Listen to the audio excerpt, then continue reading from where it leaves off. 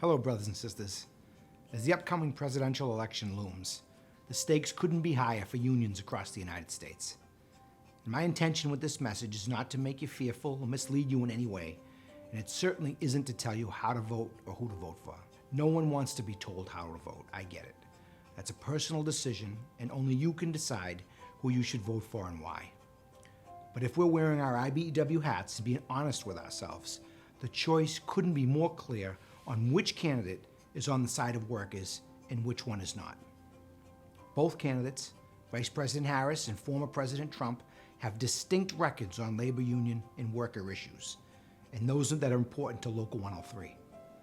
Local 103 and the IBEW have endorsed Vice President Kamala Harris, and for those that are still unsure or undecided, let me tell you why. She has a strong record of supporting pro-worker legislation, like supporting the PRO Act, and she'll sign it if it makes it to her desk. The PRO Act makes it easier for workers to unionize and prevents employers and bad actors from interfering in union activities and collective bargaining like they do all the time. If it's passed, it'll only help us grow and be a stronger union. And Vice President Harris supports union-friendly project labor agreements, PLAs. PLAs set the union standard, our standard, the union standard for wages, benefits on a construction project. In fact, PLAs have been mandated on most, if not all, of the infrastructure, manufacturing, and climate legislation passed by the Biden-Harris administration in the last 4 years. And for the record, former President Trump certainly does not support union-friendly project labor agreements. His friends and supporters at the ABC, the Associated Builders and Contractors, the anti-union folks have made it clear that they don't support PLAs.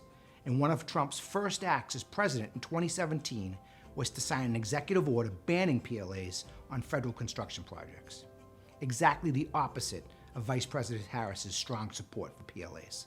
So now let's talk about who supports and who opposes anti-union right-to-work laws. And for those that don't know, right-to-work got its start by conservative activists in the Deep South in the 1940s to weaken unions. Why? To keep worker wages low and corporate profits high. The name right to work itself is just a clever phrase that tricks workers into thinking it's good for them. Hey, it's my right to work. Sounds good, right? Wrong. They take us for fools, but we certainly know better. Right to work is a law that corporate special interests use to defund unions. And it's the law in 26 states. And where do the two candidates for president stand on this important issue? Well, Kamala Harris is adamantly against right to work and any anti-union legislation that weakens workers. Donald Trump, on the other hand, is on record as 100% supporting a national right to work law that further erodes wages in this country. Look it up, brothers and sisters. He said it out loud. And let's shift gears a little bit. Let's talk about our pension plans and which candidate truly supports union pensions. I'm not talking about who said they support union pension plans, but who, when it mattered most, actually supported workers and their pensions through legislation. The Butch-Lewis Act is a bill that actually helped union workers, mostly Teamsters and mine workers, but some building trades unions as well, from losing their hard-earned pensions that were underfunded and headed toward total insolvency. In 2015, during his campaign, Trump said he would support workers, and some believed him, but those that supported him were duped.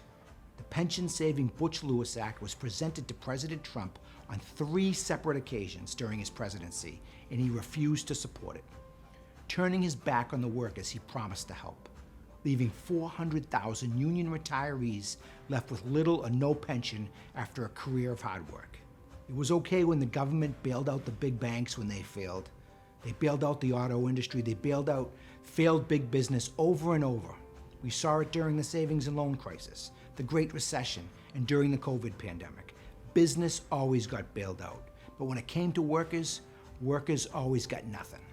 Until Biden-Harris doubled down and bailed out workers in need by saving their hard-earned pensions.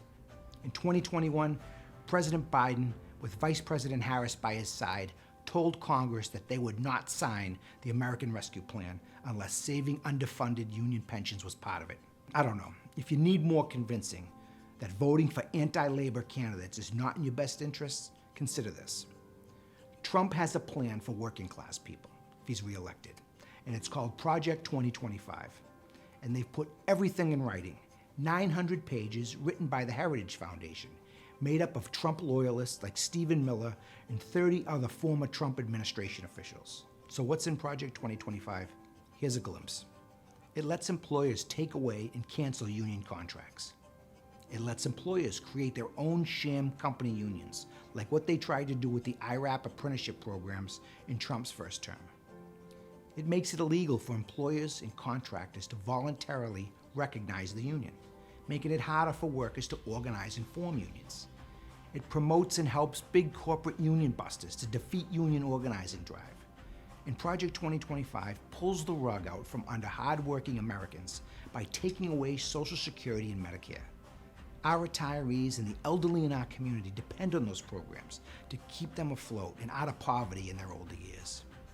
In short, Project 2025 weakens the middle class and provides tax breaks for the rich and the well-connected. Yes, grocery prices and gas are more expensive, so how is supporting the guy that wants to lower the tax rate on corporations and the billionaires the answer? And don't tell me profits will trickle down to workers. That's bull. Trump's big business supporters argue that his focus on deregulation and reducing government intervention has led to economic growth and job creation, benefiting workers across the board. However, this approach often prioritizes big corporate interests over workers' interests, leading to a decline in protections for workers and union members. The future of labor in America hangs in the balance, brothers and sisters, and the outcome of this election will undoubtedly shape the landscape for workers' strength and power for years to come.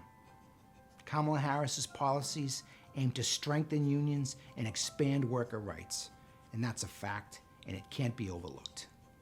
I'm Lou Antonellis, the business manager of IBEW 103. Thanks for listening, and let's get to work.